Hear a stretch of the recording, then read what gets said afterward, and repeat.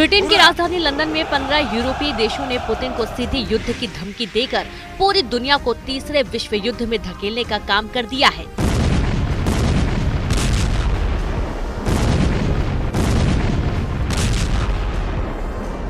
Ukraine के राष्ट्रपति Zelensky इस वक्त खुद को किसी वॉर हीरो से कम नहीं समझ रहे हैं। हालात ये हो गए हैं कि जैसे ही लंदन में युद्ध को लेकर यूक्रेन शिखर सम्मेलन खत्म हुआ, रूसियों की तरफ से पूरे यूरोप का सफाया करने का ऐलान कर दिया गया। यहाँ तक कि अमेरिका के राष्ट्रपति ने साफ कह दिया कि अब अमेरिका यूक्रेन का जंग में रत्ती भर साथ नहीं देगा। अमेरिकी मीडिया ने ट्रंप सरकार के टॉप अधिकारियों के हवाले से दावा कर दिया है कि पूरे यूरोप में तैनात अमेरिका के 20,000 सैनिकों को वापस बुला लिया जाएगा। वॉर एक्सपर्ट्स का साफ कहना है कि पुतिन के खिलाफ यूरोप युद्ध शुरू हो चुका है और अब रूस वो जंग करने जा रहा है जिसकी कल्पना दुनिया में किसी ने भी नहीं की है। आप भीषण जंग का इसी से अंदाजा लगा सकते हैं कि अकेले यूक्रेन को ही ब्रिटेन 5,000 एयर डिफेंस मिसाइल देने जा रहा है ताकि रूस के तूफानी हमलों से बचाया जा सके। हम आपको दिखाने जा रहे हैं कि कैसे अब रूस यूक्रेन के उन इलाकों पर कब्जा करने जा रहा है जो अभी तक उसके कंट्रोल में नहीं है। साथ ही हम आपको ये भी दिखाएंगे कि बिना अमेरिकी सहायता और साथ के यूरोप और यूक्रेन रूस से जंग कैसे जीतने का दावा कर रहे हैं। ट्रंप और जेलेंस्की के बीच हुई तीखी बहस के बाद से यूक्रेन जंग अब यूरोप जंग में बदल चुकी है। अमेरिका यूक्रेन जंग से किनारा कर रहा है और यूरोप को धमकी दे रहा है।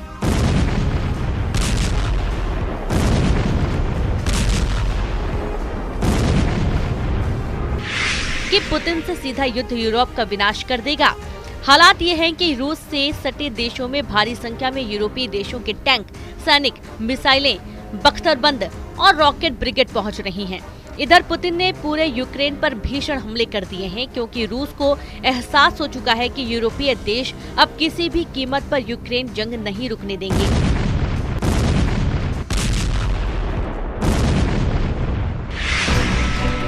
जरा देखिए, रूस और अमेरिका ये क्यों मानकर चल रहे हैं कि तीसरा विश्व युद्ध यूरोप से शुरू हो चुका है। हम आपको लंदन में हुई उस मीटिंग के दावे बता रहे हैं जिसमें यूक्रेन को एक से बढ़कर एक हथियार देने और अरबों डॉलर देने के दावे किए जाने लगे हैं। लंदन में यूक्रेन युद्ध को लेकर हुई मीटिंग में 15 देशों के राष्ट्र प्रमुख और वरिष्ठ नेता शामिल हुए। यहाँ राष्ट्रपति जेलेंस्की के सामने ऐलान किया गया कि यूक्रेन को हथियार और पैसों की कोई कमी नहीं होने दी जाएगी। इस बैठक में तुर्की के विदेश मंत्री, नाटो के महासचिव, यूरोपीय संघ और यूरोपीय काउंसिल के प्रेसिडेंट शामिल हुए। इस दौरान ब्रिटिश पीएम कीर स्टारमर ने यूक्रेन को 14,000 करोड़ रुपए की मदद देने का ऐलान कर दिया है। कीर स्टारमर ने ऐलान किया है कि इस पैसे से यूक्रेन को 5,000 एयर डिफेंस मिसाइल मिलेंगी जो रूस के खिलाफ इस्तेमाल होंगी। स्टारमर ने कहा कि यूक्रेन के लिए ये मिसाइलें ब्रिटेन के बेलफास्ट में बनाई जाएंगी। एक दिन पहले पीएम कीर स्टारमर ने जेलेंस्की को 24,000 करोड़ रुपए का लोन देने की बात कही थी। ब्रिटेन, फ्रांस और जर्मनी रूस से मुकाबले के लिए यूक्रेन को तैयार करने में जुट गए हैं। यूरोपीय कमीशन के अध्यक्ष उर्सुला वॉन डेर लेयेन ने कहा कि हमें सबसे खराब हालात के लिए सपोर्ट बढ़ाने के पूरी ताकत से कोशिश शुरू होनी चाहिए। जर्मन चांसलर ओलाफ शोल्ज ने कहा कि यूक्रेन और यूरोप रूस की शर्तें नहीं मानेंगे और उसकी आक्रामकता पर जमकर पलटवार करेंगे। इधर दूसरी तरफ ट्रंप और पुतिन के करीबी ने यूक्रेन जंग को बेहद खूनी बता दिया है। हालात ये हैं कि रूस ने पिछले 48 घंटे में यूक्रेन के बहुत बड़े इलाके पर हमले शुरू कर दिए हैं। रूस के टैंक, तोप और पैदल सेना की दर्जनों ब्रिगेड ने यूक्रेन के उन इलाकों पर कब्जे शुरू कर दिए हैं जहां रूस की स्थिति अभी तक मजबूत नहीं थी। अब रूस को भी एहसास हो चुका है कि राष्ट्रपति के आदेश पर अमेरिकी सेना यूक्रेन की मदद नहीं करेगी। Institute for the study of war यानी ISW ने अमेरिकी अधिकारियों के हवाले से एक ऐसा सनसनीखेज दावा किया है जिसने यूक्रेन के होश फाख्ता कर दिए हैं। ISW की रिसर्च और दावों के मुताबिक पुतिन का रूस यूक्रेन के उन शहरों पर पूरी तरह से कब्जा चाहता है जो अभी रूस के कब्जे में नहीं है।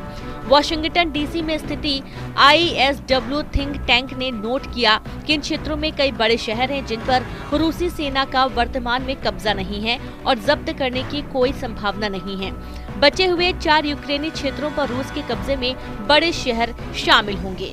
ऐसा दावा किया जा रहा है कि जैसे खेरसॉन सिटी जहां लगभग 2,75,000 की आबादी है, उस पर रूस पूरा कब्जा चाहता है। इसी तरह यूक्रेन क्रामाटोर्स्क पर कब्जा चाहता है, जहां यूक्रेन के 1,47,000 नागरिक रहते हैं। इसके अलावा रूस ने यूक्रेन के जापोरिजिया सिटी पर दावा ठोका है, जिसमें 7,06,000 यूक्रेनी नागरिक रहते हैं। ISW का अनुमान है कि यूक्रेन के कम से कम 10 लाख से ज्यादा यूक्रेनी नागरिक रूस के गुलाम हो जाएंगे और यूक्रेन का एक बड़ा इलाका यूक्रेन हार जाएगा। यही वजह है कि रूस के खूनी हमले और यूरोप पर मंडराते तीसरे विश्व युद्ध के खतरे को देखते हुए कई नाटो और यूरोपीय देशों ने चेतावनी दी है कि अगर रूस से जंग करनी है तो आखिरी युद्ध करने को तैयार हो जाओ। नाटो और यूरोपीय देशों में शामिल पोलैंड के पीएम डोनाल्ड टस्क ने रूस से बड़े और लंबे युद्ध को देखते हुए बहुत बड़ा बयान दिया है। पोलैंड के पीएम डोनाल्ड टस्क ने साफ कहा है कि यूरोप में साहस की कमी से जूझ रहा है। यूरोप में 50 करोड़ यूरोपियन जो 30 करोड़ अमेरिकियों से क्यों मदद मांग रहे, ये वाकई यूरोप के लिए शर्मनाक है। हम 50 करोड़ यूरोपियन 14 करोड़ रशियन से अपना सुरक्षा के लिए अमेरिका का मुंह क्यों ताक रहे हैं। अगर अभी भी यूरोप ने रूस से मुकाबला करने का साहस नहीं दिखाया तो यूरोप का वजूद खतरे में पड़ जाएगा। पोलैंड के प्रधानमंत्री डोनाल्ड टस्क ने दो टूक कहा कि पश्चिम देश पुतिन के ब्लैकमेल के आगे नहीं झुकेंगे।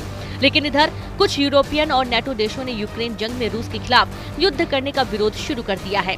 यूक्रेन के सपोर्ट के मुद्दे पर यूरोपियन यूनियन के अंदर भी दरार नजर आ रही है। स्लोवाकिया के प्रधानमंत्री रॉबर्ट फिको का कहना है कि वो यूक्रेन को आर्थिक और सैन्य तौर पर मदद नहीं देंगे। यूक्रेन कभी भी सैन्य ताकत के दम पर रूस को बातचीत के टेबल पर नहीं ला पाएगा। हंगरी के प्रधानमंत्री विक्टर ओरबान ने भी जेलेंस्की के खिलाफ अमेरिकी राष्ट्रपति ट्रंप का सपोर्ट किया है। व्हाइट हाउस में दोनों के बीच हुई बहस के बाद उन्होंने ट्रंप को मजबूत और जेलेंस्की को कमजोर कहा है। अभी तक की स्थिति को देखते हुए साफ कहा जा सकता है कि रूस से सीधी जंग करने से पहले ही यूरोपियन यूनियन और नाटो में भगदड़ मचना शुरू हो गई है। लेकिन रूस इस मौके को अब खाली नहीं जाने देगा। ये तो तय है, वो यूक्रेन भी जीतेगा और यूरोप को भी रौंदेगा। इस दौरान देखना होगा कि राष्ट्रपति ट्रंप पुतिन के जंगी एक्शन पर क्या रिएक्शन देते हैं। फिलहाल अमेरिका यूक्रेन और यूरोप का जंग में साथ अब किसी भी कीमत पर नहीं देगा, ऐसा लगता है। The war, but you're saying you don't want a ceasefire. But I said to you, I want a ceasefire with guarantees, because you'll get a ceasefire faster than an agreement. Ask our people. You're playing very cards. serious. You're I'm gambling the with the lives president of in war. millions of people. You think- You're gambling with World War III. And what you're doing is very disrespectful to the country, this country. War, You're not in a Mr. good position. I You don't was- have the cards right now. With us, you start having not playing cards. cards. But right now, you I'm don't. very You're playing serious, cards. miss.